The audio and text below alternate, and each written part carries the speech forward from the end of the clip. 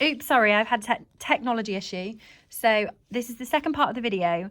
I'd already started it, but unfortunately it didn't save. So I'll just continue with what I was doing, but I'll recap over what I've done. I have done. Okay. So what we are looking at is 3 different questions that link to our text above. So I've already started them. I'm going to now run through what I've done. So remembering that every question, whenever there is a piece of text that's in italics, it means it's been taken directly from the text. And usually the words that are in bold are the words that, and they are in bold, you can see just there, they are the words that we are referring to. So they're the key words that we want to discuss, particularly in vocabulary questions. So this one says, a mighty ship loaded with pleasure seekers. What does pleasure seekers mean in this phrase? And tick 1. So the phrases are below. What I did to approach this question was I found it in the text, okay? I then decided to think about breaking down the word pleasure and seekers. So seekers is obviously means to search or to look for something. And pleasure is obviously about enjoyment and enjoying something. So seeking enjoyment is what I got from that. So thinking about or looking for enjoyment as synonyms and other words and phrases that link to that. So then I looked through these and I thought to myself, what have they definitely not referred to? And then I put some crosses on some.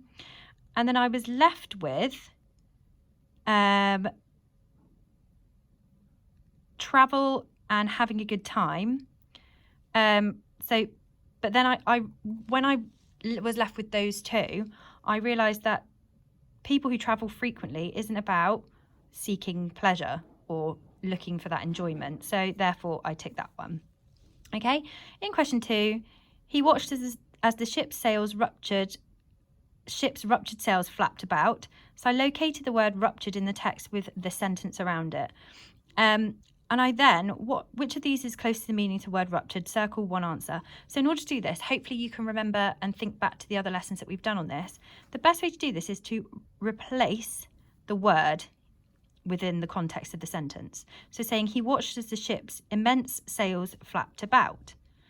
And then it goes about like wildly, like great broken wings, and prayed that he may be taken from the dreadful ship before the plague decided his fate.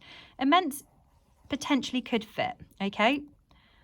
He watched as the ship's broken sails flapped about wildly like great broken wings and prayed that he may be taken from the dreadful ship. He watched as the ship's ferocious sails flapped about wildly like great broken wings. And he watched as the ship's colossal sails flapped about like great broken wings.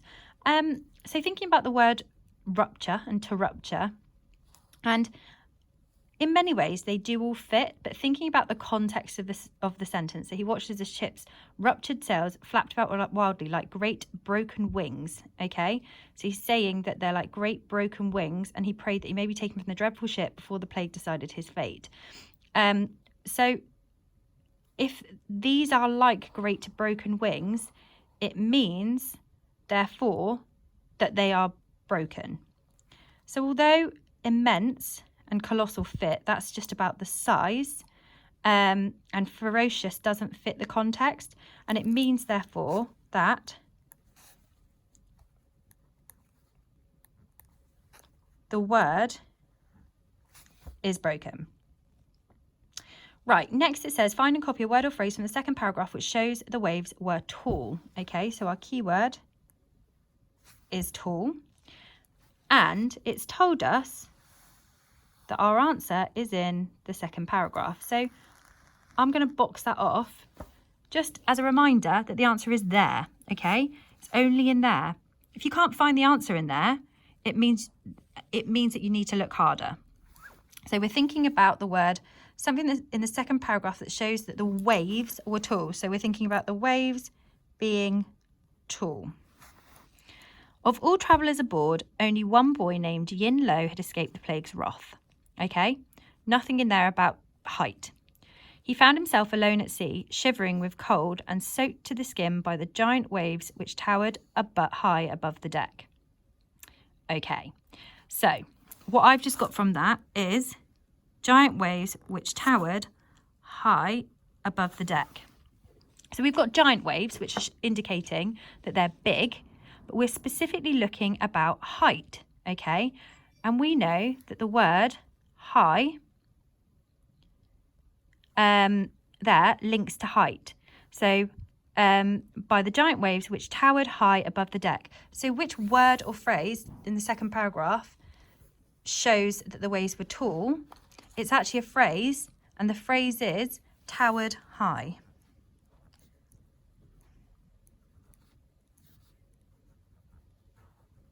Okay, so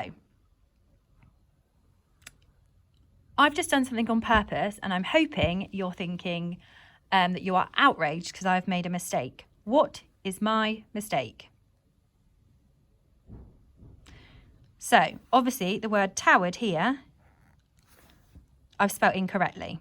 I've found it and I've gone to copy my word or phrase and I've done it incorrectly. So I'm looking at this word here to redo that. So towered high. Okay. What I would like you to do now, please note what I've done. So I've got the text here. I know it might be tricky for you to do this if you can't print it out, but always refer back to the text. Find your answer, locate it, circle it. Make sure that you are gathering all the possible information that you can from the text to link it back to your questions. I'd now like you to go through the worksheet and do what I have done. So go back through, use the strategies that I've used, use the context of the sentence, read around the words to help you work out which one's correct, and replace the word that you think with the synonyms that are either provided or synonyms that you think could work in that context. Thank you.